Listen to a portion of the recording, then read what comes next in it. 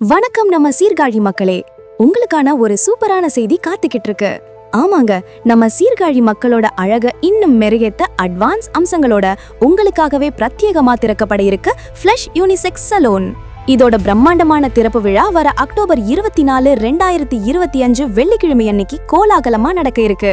இந்த விழாவை சிறப்பிக்க மாண்புமிகு அமைச்சர் திரு சிவ வி மெய்யநாதன் அவர்களும், பூம்புகார் தொகுதி சட்டமன்ற உறுப்பினர் திரு நிவேதா எம் முருகன் அவர்களும், சீர்காழி தொகுதி சட்டமன்ற உறுப்பினர் திரு எம் பன்னீர்செல்வம் அவர்களும் வராங்க.